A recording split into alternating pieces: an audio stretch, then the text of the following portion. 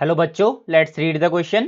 The question is two transparent media of refractive index mu1 and mu3 have the solid lenses shape transparent material of refractive index mu2. Between them, as shown in the column 2, a ray traversing these media is shown in the figure. In column 1, different relations between the mu1, mu2 and mu3 are given. Match them to the ray diagram in the column 2. ठीक है, we have to match them.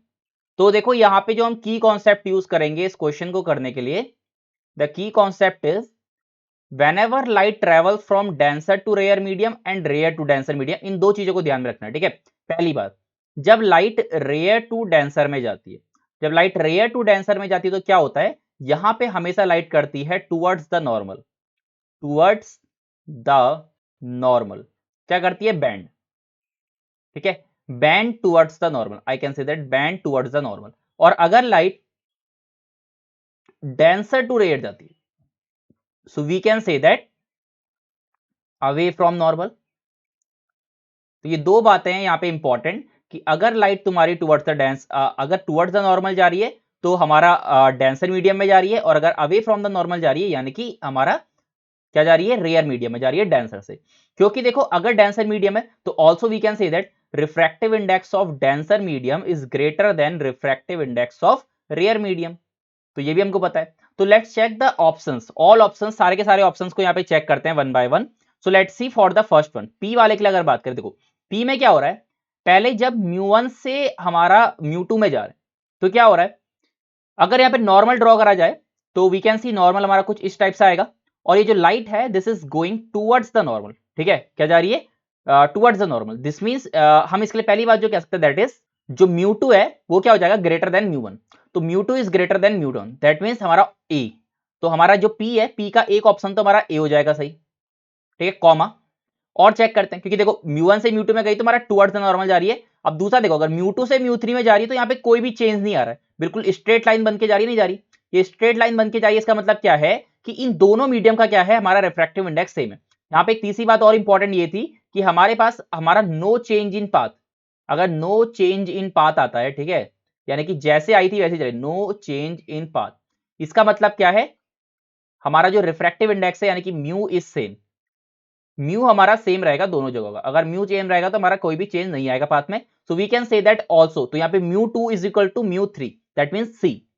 तो इसके लिए कौन कौन से सही option हो जाएंगे, ए एंड सी. चलो आगे बढ़ते हैं. बी की अगर ये क्यू वाले की बात करी जाए तो क्यू में क्या देते हैं, जब हम 1 से 2 की ओर को जा रहे हैं, जब 1 से 2 की ओर को जा रहे हैं, देखो अवे फ्रॉम द नॉर्मल जा रही है. पहले ऐसे थी लाइट, अब यहां से ऊपर को भाग रही है, यानी कि अवे फ्रॉम द नॉर्मल है. वी कैन से दैट कि mu1 is greater than mu2. तो पहली बात क्या होगी, mu1 is greater than mu2, which is option number B. तो एक तो बी हो जाएगा इसका सही आंसर. फिर उसके बाद अगर mu2 और mu3 में देखे तो अगेन देखो फिर से और अवे द नॉर्मल भाग रही है, क्योंकि इसका नॉर्मल कुछ ऐसे बनेगा और ये अवे फ्रॉम द नॉर्मल भाग रही है. तो फिर से देखा जाए तो क्या हो जाएगा, हमारा mu2 is greater then mu3, mu2 is greater then mu3 यानी कि ऑप्शन नंबर डी. इसके जो सही आंसर हो जाएंगे that is B and D. Next अगर आर को चेक करा जाए तो आर के लिए चेक करते हैं. तो आर के लिए क्या है, देखो पहली चीज तो हम ये कह सकते हैं, देखो mu2 and mu3, this is mu3.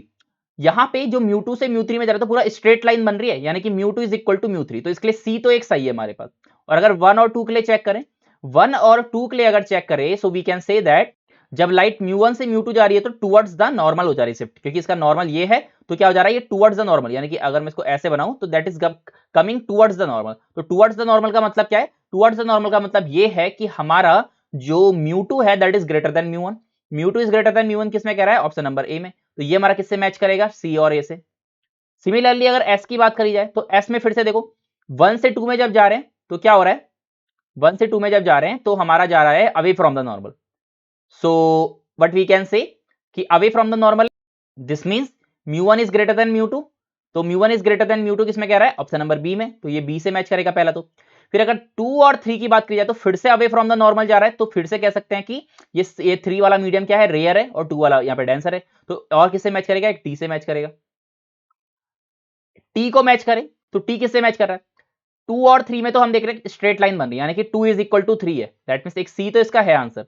और दूसरा अगर ए से 2 में जाए, यानी कि 1 से 2 में जाए तो क्या हो रहा है, अगेन ये जा रहा है हमारा away from the normal. So again we can say that mu1 is greater than mu2, and mu1 is greater than mu2 किसमें कह रहा है, बी में. तो इसका आंसर क्या हो जाएगा, सी और ठीक है, तो इसका आंसर क्या हो जाएगा, सी और बी।